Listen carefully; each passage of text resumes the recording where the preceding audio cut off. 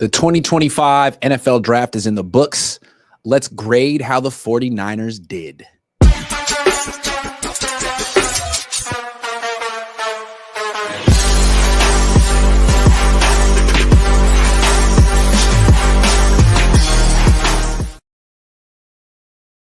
Good afternoon. We did it. Day 3 over. Draft over. The Niners are now working on signing a few undrafted free agents. We'll get to that tonight. For now, let's go through each of the 49ers day 3 picks. There's 7 of them. And then we'll talk about some trends from this draft, what the Niners did, and then we'll give it a grade. How about that? We'll make some prize picks as well. Shout out to Prize Picks for sponsoring the best YouTube channel ever. Okay. Round 4. The Niners started their draft with 4 defensive players: Mykel Williams, Alfred Collins, Nick Martin, Upton Stout. First pick, day 3, defense again, CJ West, defensive tackle, Indiana. I love this pick, and I think it was so interesting because no one really knew how the Niners were going to reconfigure their defensive line. We knew they would, but we didn't know what kind of defensive lineman they would get. In the past, Chris Kasarik has liked smaller, sleeker pass rushers, guys who get in the backfield. The Niners didn't draft really any pass rushers in this draft, unless you consider Mykel Williams a pass rusher. Maybe he is. Maybe he'll develop into one. But they just draft run defenders. CJ West is a nose tackle. After he got drafted, he had a conference call with Bayer reporters, and he said, "Oh, yeah, man, nose tackle is what I love. It's my bread and butter," because he likes to punch centers in the face. That's what he said. I like that answer a lot. So clearly, it seems to me that Robert Saleh has evolved. The defense has evolved. And that's a key concept today, the evolution of scheme, because I'm not sure that the Niners offense has evolved that much. I'm going to talk about that coming up. The defense, though, I love what the defense is doing. This is a different defense than what they had the last few years. This is a different defense than what they had under Robert Saleh the first time. This is a defense that is responding to the trends in the NFL in terms of offensive scheme. More and more teams are becoming run first. The Seahawks just drafted Jalen Milroe. That's a run first team. The Cardinals are a run first team. The Rams are a run first scheme, even with Matthew Stafford. So if you can't stop the run, you can't really compete. So the Niners got not just CJ West, but Alfred Collins, 2 guys that maybe most Niner fans wouldn't think they'd be interested in. They wouldn't think would pair well together because they're both kind of nose tackles, essentially. And it was interesting. We talked to the Niners front office people after the draft: R.J. Gillen, Josh Williams, Tariq Ahmad. And they all said that what they like about these defensive tackles is that they're not the kind of defensive tackles that Chris Kasarik normally would coach. Like, he's going to have to show them how to get off the ball quickly and have that quick first step. They come from more of a reading and reacting, 2-gapping background. And that's not how the Niners play. But I think that's a good strategy, as opposed to just getting guys who fit what Chris Kasarik wants to do. Why don't you get guys who make your run defense better? Why don't you get guys who counteract what the rest of the league is doing, and then have Chris Kasarik teach him what he needs to know? I think that's a really good strategy. So to me, this guy is going to start. It's going to be him starting next to Alfred Collins. And all of a sudden, it's going to be really hard to run on the 49ers up the middle, even when they're in a wide 9 front, because Collins weighs 332 and West weighs damn near 320. After the draft, John Lynch and Kyle Shanahan both said that he's a lot like DJ Jones. We talked about that this morning. I could see that. The Niners aren't trying to change too much. They've had success, and they have prototypes, archetypes. DJ Jones is one archetype. That's the best defensive tackle the Niners have ever drafted under Kyle Shanahan and John Lynch. So now they're trying again. DJ Jones was a 6th-round pick, I believe. CJ West, top of round 4. He might end up being better than Alfred Collins. That's the thing. If they're both, like, Alfred Collins is bigger, 6'5", maybe has more potential as a pass rusher. But right now, just as run defenders, CJ West might be better, which is kind of interesting because Alfred Collins is really good too. So I love how the 49ers took a big weakness, addressed it, were honest about it. You know what I mean? Unlike their offensive line, they were completely honest about the weaknesses on their defense and their front 7, and they turned them into strengths. Love that. So love this pick, CJ West. Next, this is where I started the draft started to lose me a little bit. First 5 picks I loved. I'd give this draft an A+ through the first 5 picks. Then they take wide receiver Jordan Watkins in round 4 with the comp pick 138. Jordan Watkins, first, what I like about Jordan Watkins, he's really fast. 4.37, and he's not 5'8", he's not 5'6", he's not a specialty gadget guy. No offense, Jacob Cowing.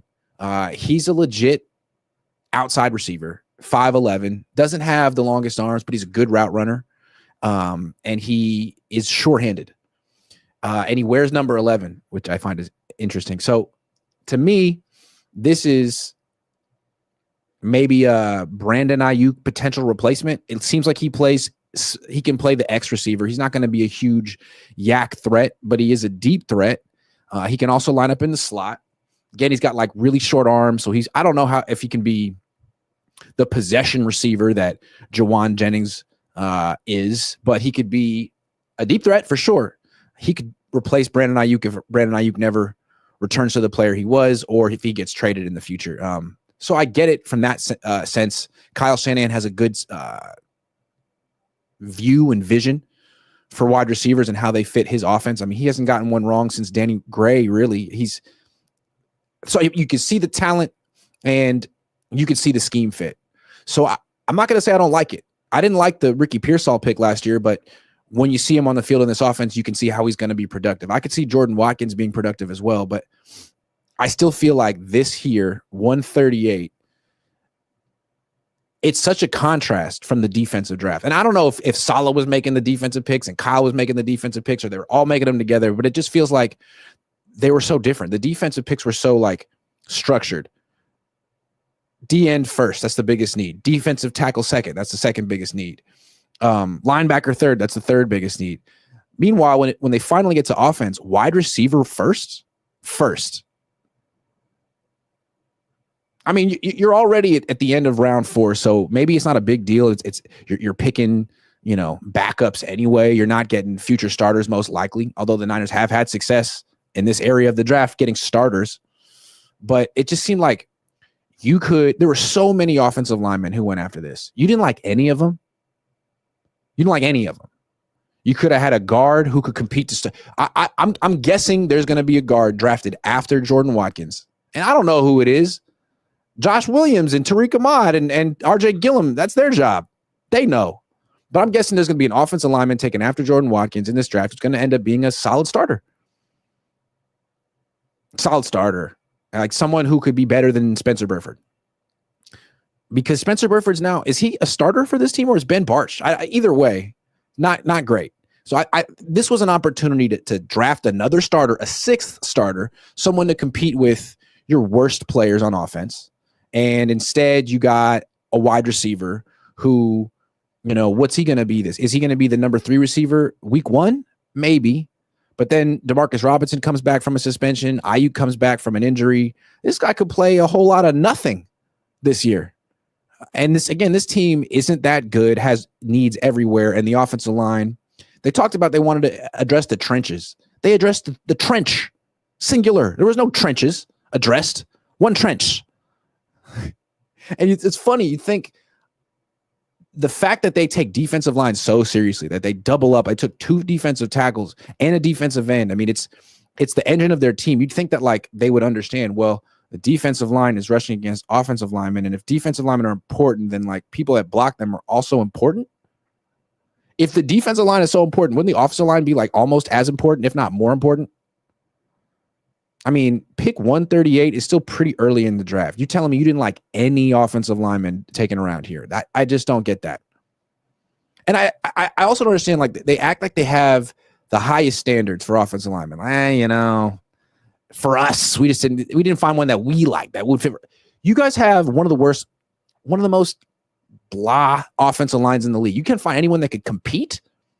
I mean, the Eagles have the best offensive line in the league, and they're drafting offensive linemen round 5, round 6, constantly taking guys because you don't know which guy's going to end up being good, and you want as much competition as possible. So taking a wide receiver before an offensive lineman, taking a wide receiver before essentially, yeah. Good player in a vacuum, but not honestly assessing your needs on offense is, to me, a hallmark of a Kyle Shanahan offense. A little bit of denial or delusion or whatever you want to call it in the nicest way. Whereas to me, the defense was very realistic about what it needed to address. So Jordan Watkins, good player. I didn't love the pick. Marcus Ralph says Jay Watkins, floor, Dante Pettis, ceiling Mike Wallace. That's the thing. I don't want to talk too much crap about this pick because Kyle Shanahan often knows what he's doing with wide receivers. I think that's why he takes them so often and so high, because he feels confident drafting them. He was a wide receiver. He's drafted some good ones. I didn't like the Pearsall pick. He's a good player. I don't like this pick. He's probably going to end up being a good player. I'm just saying, like, it's easier to find wide receivers than it is to find offensive linemen. And this was like kind of the last place to find an offensive lineman who might be any good. Grant says, what would have happened for Lynch to actually lose his job? What would have to happen? I don't know, a lot of losing. Shake my head, we down bad, says O'Shea Duke Jackson, who donates 30,000 UGX. I'm not sure what that is, but down bad for sure. Matt Sanders says devil's advocate, can least year's O-line picks improve? Who? Pooney? Nugent? Possible. Okay, let's keep going. So the next pick, the Niners took an offensive lineman. Psych. They took a running back, Jordan James, with their first pick in round 5. I actually like this pick. Let me tell you why I like this pick. One, running back is a huge need for the 49ers. I mean, Jordan James could start a lot of games for the 49ers this season if Christian McCaffrey misses time, because Isaac Guerendo is not a starting running back in the NFL. He's a intriguing backup, but gets hurt a lot, doesn't have the greatest vision. If you give him 10 carries, maybe 9 of them do nothing, but one of them goes for a big gain. So I don't think the Niners want to live and die with Isaac Guerendo. Jordan James would be the featured guy. And I think what's interesting about him, not super fast, not slow, not super big, not small, just kind of in the middle. And his production is interesting because he had 15 rushing touchdowns in 2024 and 11 the season before that. And we know the Niners are trying to replace Jordan Mason, who was their bruiser. But for as bruising as Jordan Mason was, he wasn't particularly effective in short yardage for whatever reason. Maybe it was his fault. Maybe it wasn't. I think the Niners think it was his fault. They didn't bring him back. They traded him. He didn't have a lot of touchdowns, and the Niners weren't particularly effective on 3rd and 1. So they get a guy who has a bunch of rushing touchdowns. And if you watch his highlights, it's a bunch of 3-yard rushing touchdowns. So I'm thinking that Jordan James, even if McCaffrey doesn't go down, he has a role on this team, because if the Niners want Christian McCaffrey to stay healthy and have like a full season, they can't use him the way they used him in the past. And they should know that. No more 20 carries a game. They can still throw the ball to him, but as a runner, he should be getting like half the carries he got in the past, and very few carries between the tackles, very few goal line carries. I know he wants touchdowns and all that, but the Niners gave him an extension. He has guaranteed money. He's not going to get another big contract. Let it go. Go for durability and longevity at this point, not as, stats.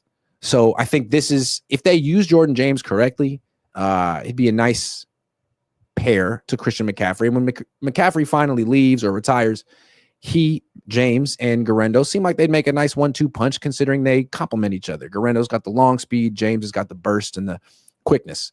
When we asked Tariq Ahmad about him, he said he's got really good burst. He called it dart.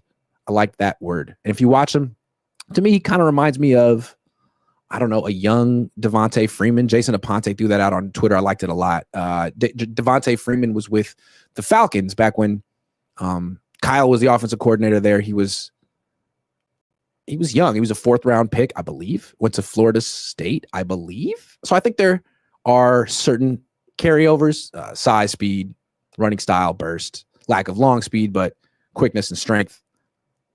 Kyle has a type. Saleh has a type. I kind of liked this pick. It wasn't the guy I would have taken. I like Damian Martinez, but he went way later. So I think it's interesting. We look at these, scouting services, Scouts Inc., ESPN, Pro Football Focus, CBS, NFL.com. Like, we do the best we can. There's like 4, 5, 6 of them. They're all a little different. And then the draft happens. And it makes you feel like maybe these services they're accurate for like a round or 2 or 3, but when they get into day 3, they don't really know. So Jordan James seemed like a good pick. They say he has more potential as a receiver than he showed in college. We'll see about that. But again, I think they're looking for a bruiser, a guy who can actually carry the load if McCaffrey goes down. And one more thing, I'm inclined to like the Niners running back picks if Bobby Turner is the one making them or he's involved. He wasn't involved with the Ty Davis Price pick. That's when he stepped away from the team. And then with Trey Sermon, I'll always believe that was some type of a weird Trey Lance handcuff. Trey Sermon and Danny Gray, I think, were drafted with Trey Lance in mind. And once Trey Lance was shelved, those 2 players were as well. So other than those guys, I feel like Bobby Turner's track record's pretty great. If he likes Jordan James, I'm open-minded. Next pick, round 5, pick 160, Kansas State free safety, Marquise Siegel. I'd never heard of him, but digging into him, I think he's very interesting because now we're back in the Robert Saleh realm of the draft. And he's had so much success putting together great defenses. He did it with the Niners. He did it with the Jets. And so he's been building defenses for a while. He knows what he wants. He knows where to get it. And the safety, he had Jimmy Ward. I think he loves that skill set. A guy who's kind of built like a corner, 6 feet, 200 pounds. Not your classic safety, more like a corner, a big corner. And a guy 4.4 speed, 4.3 speed, a guy who can cover tight ends man-to-man and play center field as a zone safety. That's the skill set. That's not Jair Brown. It's not even Malik Mustafa. It's this guy and Jason Pinnock, who the Niners signed this offseason. He was a 5th-round pick of the Jets like 4 years ago. He was pick 170-something. So that's where Robert Saleh seems to be finding this skill set, looking for this player. He'll probably compete with Jason Pinnock. They're very similar players, but Pinnock's been in the league. He hasn't had that much success. We'll see if his experience benefits him or if Marquise Siegel just takes his spot. Also think it's interesting, Kansas State, DJ Reed went to Kansas State. DJ Reed was a 5th-round pick with the Niners. He ended up with the Jets, playing for Robert Saleh, made a lot of money, played a lot of good ball over there. Is Saleh trying to recreate that, go back to that? Well, he took a Kansas State DB. He also drafted a 5'8.5" nickelback. He's about 1/2 inch shorter than DJ Reed. That was Upton Stout. So this was this the last defensive pick? Yes, this was the last defensive pick. So they take 6 defensive players. And realistically, all of them could start as rookies. I mean, Mykel Williams going to start. And let's just go through it. Alfred Collins will start. Nick Martin will start. Upton Stout is going to probably be the starting nickel. CJ West will start next to Alfred Collins. And then Marquise Siegel just has to compete with Jair Brown, who's not that good, and Jason Pinnock, who's also not that good. So youth movement on the defense. And then as far as the defense goes, like the pass rush, it's interesting. Like they drafted Collins and West, but those guys aren't necessarily like 3-down players. They could just be on the field for 1st and 2nd down. And then on 3rd down, if they really want the best pass rush possible to harass Matthew Stafford when they're facing him, they could put Yetur. I would say they will put Yetur Gross-Matos in there. Probably take CJ West out, and then it'll be Gross-Matos, and we'll see Kevin Givens, Alfred Collins. We'll see if Alfred Collins can stay on the field for 3rd downs, but I think that's probably what they're going to do. You feel me? Adam K says, Niners logic, give Brock $50 million and protect them with hopes, prayers, and duct tape. Yeah, we're going to have to talk about that. Matthew McBride says, I thought a lot of teams reached on safer players because they were scared to make a splash pick. It's an interesting theory. I see what you're saying. Let's keep it moving. So before the Niners make the pick, Marquise Siegel, end of round 5. No pick in round 6. We're all waiting around. I put out a poll on Twitter. What are the Niners going to pick next? And I had 4 options. Offensive line, running back. No, what did I put? Offensive line, tight end, kicker. I was being stupid. But I didn't put quarterback on it. I wasn't being that silly. They took a quarterback, Curtis Rourke, which almost, I mean, it's just incredible because we're all saying, all right, good draft, but you got to take an offensive lineman, right? You want to protect your quarterback, right? You're going to give Brock Purdy all this money. You want to protect him, right? I mean, the two go hand in hand, right? Nope. Turns out they're taking another quarterback. And I'll tell you what I like about him, and then I'll tell you what I think the implications of this draft pick. Well, first, before what I like about him, doesn't matter what I like. I just started watching him an hour ago. What the Niners like about him, we talked to Tariq Ahmad. Is he director of player personnel? He's like the number 2 guy below John Lynch. So I asked him, what do you like about Curtis Rourke? I mean, he's been in college for 6 years almost.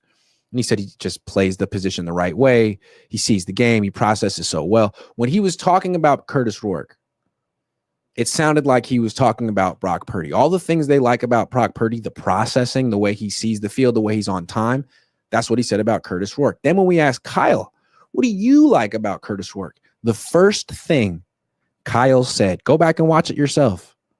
I like his size. I think that's interesting. So the whole organization likes the way he processes, and Kyle, in addition, likes his size. He says that as the front office is negotiating a huge contract extension with a quarterback who's shorter than me, Brock Purdy. So kind of interesting. If I were Brock Purdy and his agent, I'd be side-eyeing this pick. And I wonder if the Niners are trying to send a message like, look, guys, Brock, we like you a lot, Brock, okay? Obviously, that's why we offered you so much money. 40-something million dollars a year. Really like you. But at the same time, we created you. No other team wanted to draft you. We took you in round 7. We put you in the right system with the right players, and we made you a household name. Yeah, you did a lot yourself, but we could make another one of you. We could have another you in a minute. Matter of fact, he'll be here in a minute. I'm pretty sure they said that themselves. I think they wrote that song for Beyonce a long time ago. So Curtis Rourke shows up, processing like Brock Purdy's about 10 months younger than Brock Purdy. Got touch, can layer throws over linebackers. Not super mobile, but the Niners don't really care. The dude has torn his ACL twice. So you know the Niners love him. They tore it in 2022, had surgery, retore it last year, played through it, which made the Niners, they love him. And then now he's rehabbing, and he probably won't be ready until training camp at the earliest. So it's like, I mean, they couldn't resist at this point. I do want to not make too much fun of this pick because when they drafted Brock Purdy, I didn't take that pick seriously at all. And there's a lot of clips of me saying a lot of reckless, sarcastic mumbo jumbo that I wish I could take back because I didn't know Brock Purdy. And I don't know Curtis Rourke like that. Seems to me that if you can layer balls over the middle and process defenses, that on the 49ers, you can put up some incredible numbers because of the system and the players. I mean, Jimmy did it, and he's terrible. So I don't know. Maybe Curtis Rourke one day starts for the Niners and just lights it up like Brock Purdy did. He is bigger than Brock Purdy. He's definitely not the athlete that Brock Purdy was. He doesn't have that much stronger of an arm than Brock. Doesn't have a quicker release than Brock. And I'm not saying that they should have taken an offensive lineman here. I just think it's funny that they took a quarterback before they took an offensive lineman. I mean, we're all saying you got to, just for the symbolism of it, you really got to take an offensive lineman to show Brock and show the fans that this is important. No. Weapons and a backup for you. Hey, Brock, we like you a lot and we'll pay you, but we're not going to protect you. And if you get hurt, we got 3 options because we like Tanner Mordecai too. Do you think this guy's related to Mickey Rourke? I think Mickey Rourke is an underrated act. Like, he was in some great movies in the 80s, man. You know what I'm saying? Angel Heart, underrated Mickey Rourke movie. Angel Heart. Do you guys even know that movie? It's like 85 minutes. It's him. I wouldn't say it's a cameo because he's he's a supporting actor, Robert De Niro. It's got an all-time great twist at the end. It's kind of spooky. What was that girl's name too? Who was in She was in like the Cosby Show. I forget her name, but she was like super hot back in 1987. What was her name?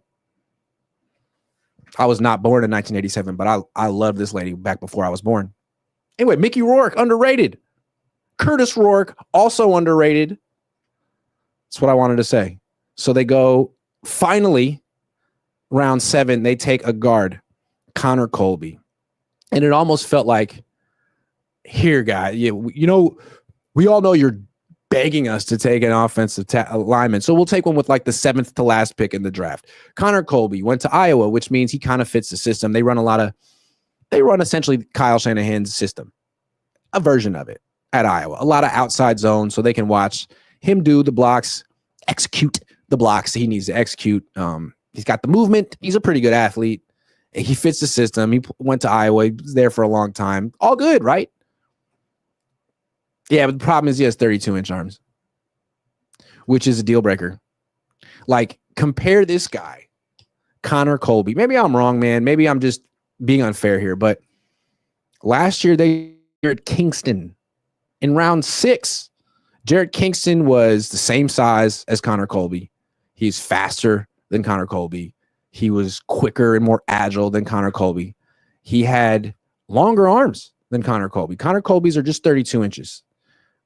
Jared Kingston's was like 32 and change, a little bit longer. Cut. He might be on another team or another practice squad doing something, but cut, didn't even make the Niners 53. Because you can't play guard with 32-inch arms. I don't know, maybe I'll defer to Tariq Ahmad and RJ Gillen, but it's like, what was this, man? This felt like the Niners were hoping to take an offensive lineman earlier and didn't for whatever reason, because I don't know, they were taking defense or weapons instead. It just board didn't fall the way they wanted. And so they had to take someone, and they're like, well, at least this guy fits our system and he's athletic. Yeah, but so was Jared Kingston, and you cut him.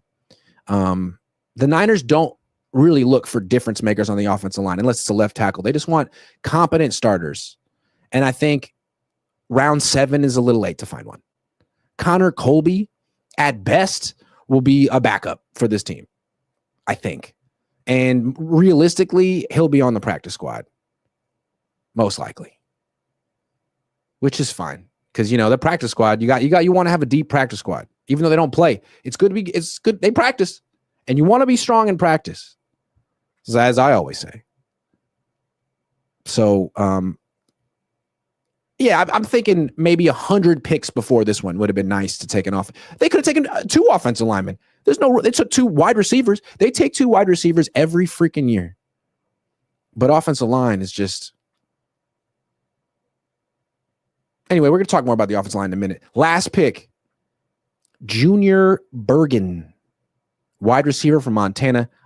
Raise your hand if you'd heard of Junior Bergen, wide receiver from Montana. Wasn't invited to the combine.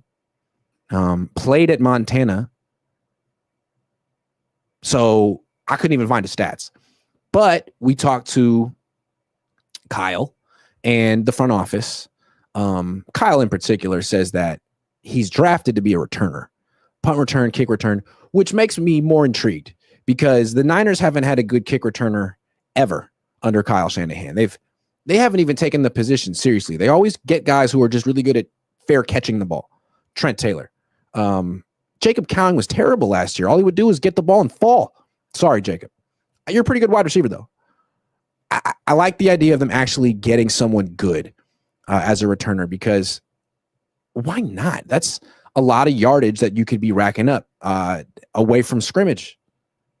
And it seems like the NFL is trying to encourage teams to return kickoffs more anyway, because they keep changing the rules. And now if you don't, it's 35. You start at the 35-yard line if you have a kickoff, so that teams probably won't kick into the end zone as much anymore. You might be forced to take the ball out. So you better have a weapon there. And if you have Isaac Guerrero be your kick returner, I mean, that's just more opportunities for him to get hurt, and he's kind of fragile. Ricky Pearsall, I don't think you want him returning punts because he's a starting wide receiver for you now. Jacob Cowan wasn't good enough. This guy might actually make the team. I'm not mad at this pick. If you're going to pick a guy at 252, a punt and kick return specialist from the state of Montana, that's pretty clever. I like that. They had that up their sleeve right there. That's a pretty clever pick. I'm not mad at the Jerome. I haven't even watched him play, but I'm looking forward to it. Do you think his dad's name is Senior Bergen? I think his older brother's name is Senior Bergen. Do you think if he has a kid, he'll name him Junior Bergen Jr.? These are the questions I have about Junior Bergen. I think it's an all-time great name. It's fun to say, Junior Bergen. It kind of sounds like a Junior Burger, but it's not. It's a Junior Bergen, and that's a whole different thing. Just want to say that. Hold on. Ethan M says, what picks do you think Kyle made? The offensive picks. The ones I didn't like so much. Postal Prince, they prioritized the defense and poorly neglected the offensive line. Same song every draft with the O-line. Correct. Matthew Sanders, Connor Colby is one of the guards of America. William Engelman says they really did bait us with the Connor Colby pick. O-line will be a letdown this year. At least we have a defense. I mean, the O-line wasn't good last year, and now it's worse than last year because Banks is gone. He wasn't great, but he was a starter, and now you don't really have a starter at left guard. Spencer Burford isn't a starting caliber offensive lineman. He hasn't shown that he is. He hasn't. Trent Williams is a year older. Colton McKivitz is on the team. Jake Brendel is a year older, but Pooney's good. Postal Prince says it only took a guard in round 7 just to be able to say that they addressed the O-line. That's kind of how it felt, right? We took one. Connor, he fits the system. Gojira Von Jinx says, who is playing OT when Trent misses games? Spencer Burford? This whole draft was such a weird vote of confidence for Spencer Burford. All right, I'm going to get into big picture stuff in a minute, but first I want to make prize picks because I haven't in a while, and they sponsor my channel, and I love them. I love them with all of my heart. Thank you very much, Prize Picks, for believing in me. Okay, Warriors playing tonight. Who we got? Warriors. I need some action. I'm in an action deficit. All right, Pods. You got to score, buddy. You know what I'm saying? I'm talking to you, Pods. No, I want to do rebounds. Oh, they're already in the game? Oh, man. Okay, I'm going to do in-game wager, plays because I don't often do that. So Podziemski on rebounds. More. He's at home. Buddy Hield on points. That's locked. How about 2.5 3-pointers made, currently at 1? I like that. Gary Payton, 4.5 points, currently at 0. Yeah, he's going to have 5 points. Kevon Looney. Moses Moody. No. Sorry, Moses. Quentin Post. Yes. Stephen Curry. More. Okay, let's get a rocket. A rocket in my pocket. That's a line from West Side Story. Just kidding. Amen Thompson. Oh, you hurt. You got Jimmy Butler hurt. So I'm saying less for you because I don't. You're Max. What? All right, got to get rid of you. Less for you. Huh? Okay. What happened? More. Maximum 6 picks allowed. Okay. I'm confused. But those would be the picks I would make if I could make picks, but they won't let me because the game's starting. I'm not that. Prize picks. Oh, wait, hold on. There it is. I had to scroll down, guys. Scrolling. I had to scroll down. There it is. I submitted the lineup. Prize picks is that easy. It's just I make it hard because I'm a boomer. So now I got some action on this game. I'm feeling pretty good about it. You want some action? Go to Prize Picks yourself. Download the app. Use promo code Cohn, COHN, and send my kids to college. I don't have kids, but one day I might. $5 if you play it, you get $50 instantly, whether you win or lose if it's your first play. I'm just putting it out there. Okay. Thank you, Prize Picks. I want to say something about why the 49ers reach so much in the draft. I think it annoys a lot of fans, and it's probably not a good way to draft. Mykel Williams, not a reach. Every pick after that was like 20 to 80 picks higher than that prospect was projected to go. Alfred Collins was projected to be a 3rd-round pick. Nick Martin was projected to be 4th-round pick. Upton Stout was projected to be like a 6th-round pick. So why do the Niners do this? I'm not saying that these picks will be bad. They might be great. I like the draft, but I feel like when you draft the way the Niners do, like when the general manager isn't a scout and his job is to sort of delegate or take other people's opinions or decide who exactly should be in his ear in that particular time. I feel like he likes to lean on coaches. I'm sure he takes input from everyone. They talked a lot about consensus in this draft, right? But I think when you have a lot of input from coordinators, Kyle and Saleh in particular, those guys are probably more prone to falling in love with particular prospects in the process than personnel people. It seems like career personnel people are better at letting the draft come to them and having a bunch of prospects that they like. If you leave it in the hands of a coach, he's going to have ideas, specific ideas of how he can use specific players in his system.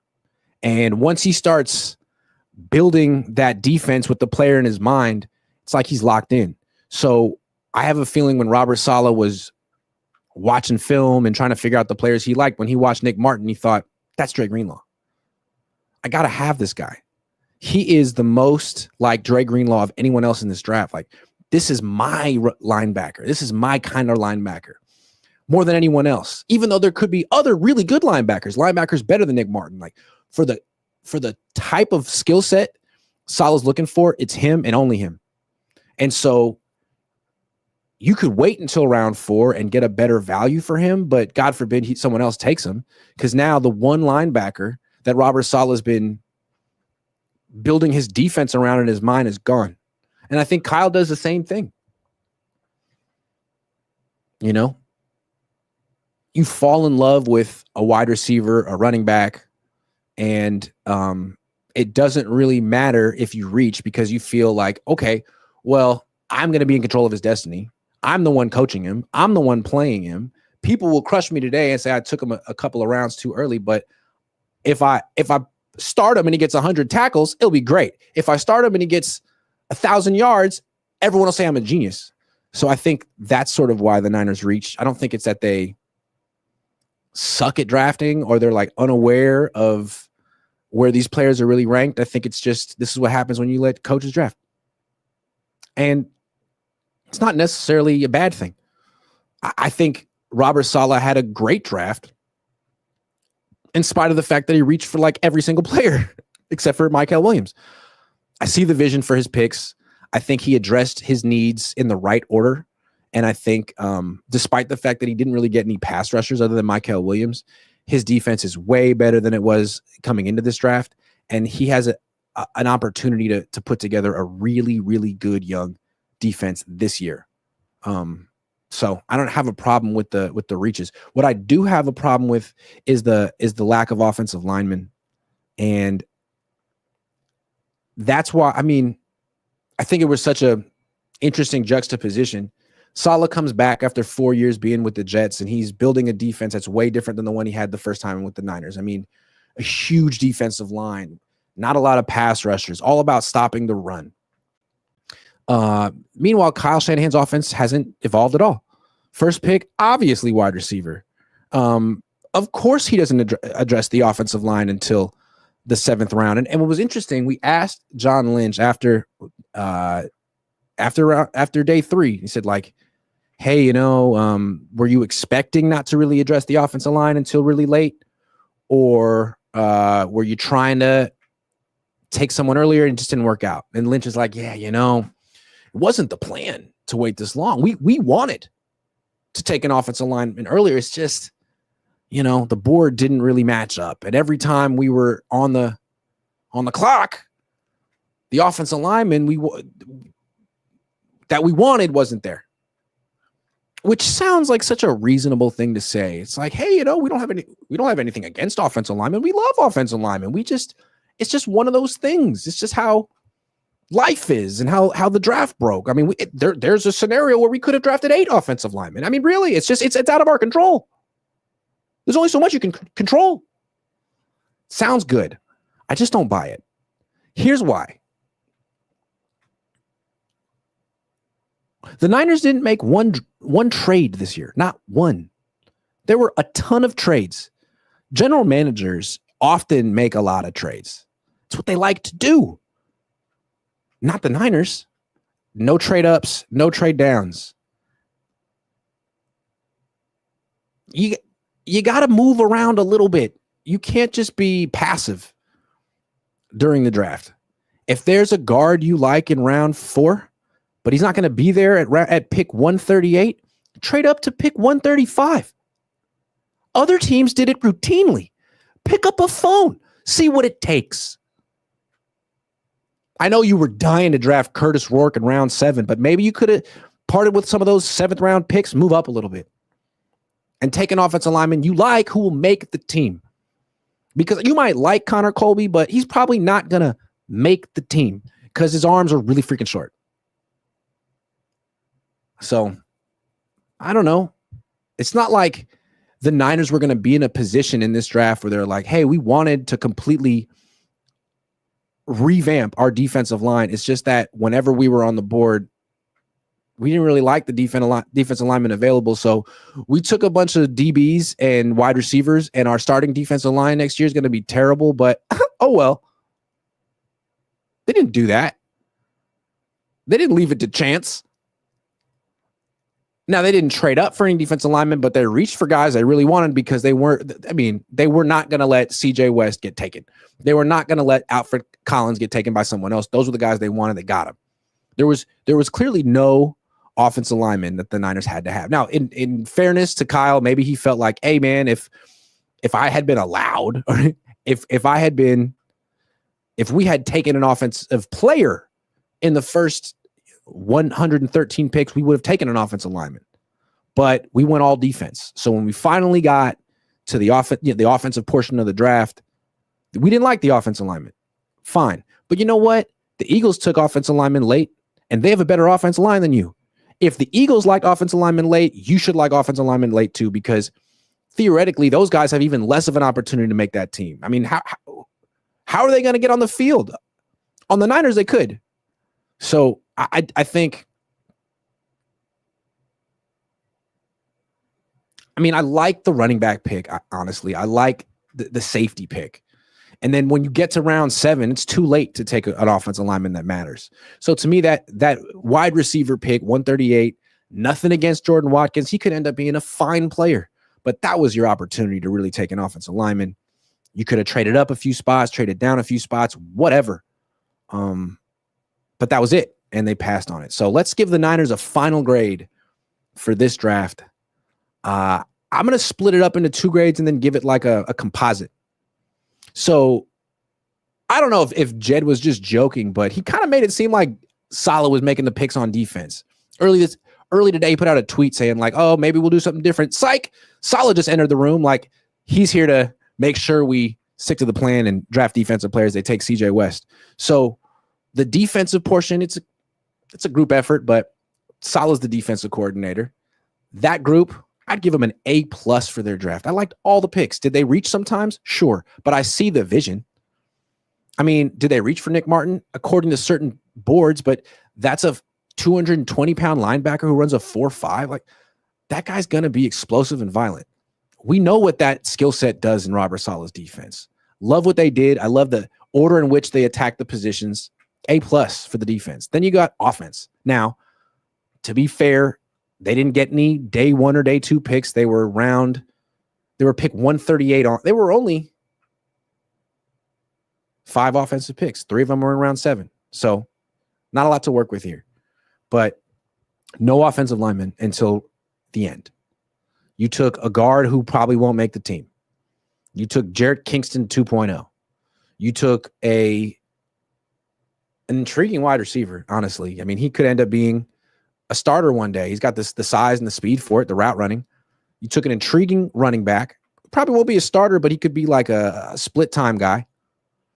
And you took a quarterback who's rehabbing and has torn his ACLs twice. I can't give the offense a great grade. They neglected their biggest weakness. Defense didn't do that. The defense attacked their biggest weakness. Oh, we don't stop the run very well. Let's make sure that never happens again. How about that? Not a weakness anymore. Love that. Whereas the Niners are like, no, we like our offensive line. We like it. We like it. Okay. C+ for the offense. So we got an A+ defensive draft, 6 players, A C+ offensive draft, 5 players, 3 in round 7. Give it a B+ overall. I want to give it an A-. I just can't believe they didn't really address the offensive line. And they could say, you know, they had other things. Trade down one time. Get an extra pick. Not a problem. If they had traded down at any point, trade down 5 spots, get an extra pick. Then you get your offensive lineman, you're good. But they didn't make any trades. If I were Jet, I'd be like, what's up with that, man? Come on. I want my GM making one trade. I bet Howie made trades. I'm pretty sure Howie made a bunch of trades during the draft because Howie's really good. Have you seen the Eagles draft? It's incredible. Anyway, B+, maybe with the potential to be an A. I just don't see how you can give it anything in the A range with one offensive line pick and it's 249 and it's a guard. Still no tackle, by the way. They haven't drafted an offensive tackle since 2021. Apparently, that's not a position the Niners value. Fullback, blocking tight end, absolutely. But offensive tackle, not. Maybe next year. All I know is the Niners better spend their first 4 picks on offensive linemen next year. And even then, offensive linemen often take a little bit of time. Like for every Dominic Pooney, there's an Aaron Banks who didn't play at all as a rookie. B+. I really loved it. Gave it an A- yesterday. I didn't see the offense doing this. But then again, the more things change, the more things stay the same. Ace Sahau, member for 20 months. Thank you. Head coaches plays always have blocking solutions. Wink, wink. It's true. It's on the quarterback. All right, guys. That's what I got. Yeah. Curtis Rourke. Instead of drafting him, should the Niners have just taken Shedeur Sanders? I don't think they wanted the problem with Shedeur Sanders isn't really Shedeur, it's us. It's the media. Because writing about him gets clicks. So we have to ask about him and write about him. And if any team that gets him every day, the question is going to be like, so how's Shedeur? Is he improving? And not just for the coach, also for the players and his teammates. And I don't think many teams wanted that. So instead of getting a player who's like a first round talent dropping to round 5 just because of the media, you get a guy who's torn his ACL twice. I would have taken Shedeur. I'm just saying. But this guy, he might have a healthy ACL in a few months, so watch out. And he might be related to Mickey Rourke. We haven't gotten confirmation on that yet. I'm gonna look into that. Where am I right now? I've been here okay, so there's a door here, and then that room is the 49ers media room where I work. But I can't stream from there because you got Eric Branch writing, Nick Wagner writing, Matt Barrows writing, Matt Mayoko writing. So I'm in here. I used to be able to stream around the facility, but there's more rules. There's more restrictions, and I don't want to get in trouble. I love rules and following them, big into following rules. So I'm sitting here in this room that kind of has like a bathroom feel, but it's not a bathroom. This room was made specifically for NFL Network. So like when someone comes from NFL Network once a year, they could do like a live kind of like, hey, I'm here at the 49ers, and they have like an NFL thing. I don't know how to make it work. I wish I did, but yeah, I'm in the NFL Network room. And what's funny is journalists, no one uses this room, okay? It's been here for 10 years? No one uses it. I've been using it all weekend. It's like my second cubicle. I think the journalists are like, oh, Grant's got a second. I want that. It's like, no, it's mine. You only like it because I'm using it. Also, I've been sitting front and center in the press conferences for like 5 years because I like to ask questions and I like to get the front head-on recording on my phone. And when I do stuff, so today, guess who's sitting there? Lombardi. Pissing me off. Like, dude, you only have a YouTube channel because I started one. Now you're taking my seat so you can sit here and not ask questions? I did that. I was like, pissing me off. So you know what I did? I sat next to him. Had to do it. Had to do it, man. I'm trying to get a good angle on my videos. You know what I'm saying? Anyway, that's my story. I'm done covering the draft. I know there's practice squad and undrafted free agents. I kind of don't want to do that tonight. I kind of want to just get dinner and handle the practice squad and undrafted free agents tomorrow. Although I know you guys are going to be all looking for. Can we all just agree not to look into the practice squad yet and the undrafted free agents? Don't Google it. Don't Google it. Go get dinner. Go do some miniature golf, and we'll talk about it tomorrow. Okay. Can we take a break for 4 hours? I stink. I need a shower. I need to brush my teeth. What happened to Mustafa? What happened? What? Malik Mustafa tore his ACL. How? When? Where? What? How in the world? What was he doing? I just saw him the other day. Ooh. That's not good. Adam Schefter, 2 minutes ago. Delayed but significant injury news. 49ers safety Malik Mustafa, who was believed to be the replacement for free agent safety loss Talanoa Hufanga, tore his ACL during San Francisco's regular season finale, is not expected to be ready for the start of the 20. What? He tore his ACL in January? Oh. Well, that's not good news, but I'm just trying to react to this right now. Okay, so Malik Mustafa tore his ACL back midseason. The good news is we didn't know, but the Niners did. So they went into this draft and free agency knowing they needed a replacement. They have Jair Brown. They have Marquise Siegel. They have Jason Pinnock, and they have George Odom. They got problems. But it's not like the Niners are really going anywhere this year anyway. I mean, they're not winning the Super Bowl this year. So Mustafa comes back midseason. Ayuk comes back midseason. Demarcus Robinson comes back midseason. Kind of feels like last year, right? Weren't they saying the same stuff? Well, like, okay, well, McCaffrey's coming back midseason, and I don't know. This is bad. I feel bad for Malik Mustafa, although I literally have seen him around the facility walking around. I had no idea he had a procedure. So how do the Niners keep this a secret? And why? Oh, because there was a draft. But they didn't even draft a safety that high. I don't understand. Malik Mustafa. So, okay. They're going to need him. They're going to need Jair Brown to play. They're going to need Marquise Siegel to play. And they're going to need Jason Pinnock to play. Malik Mustafa, torn ACL. All right, well, I guess I should go write an article about it because it's news and that's my job. So I'm sorry to hear it, Malik. Thanks for watching, everyone else. Chat. I don't know what to say at the end of these shows. Grant, blink twice if you're being held hostage by the Niners. What are you talking about? I love my job. I love being here. All right, guys, I'm going to go do my work. Have a great one.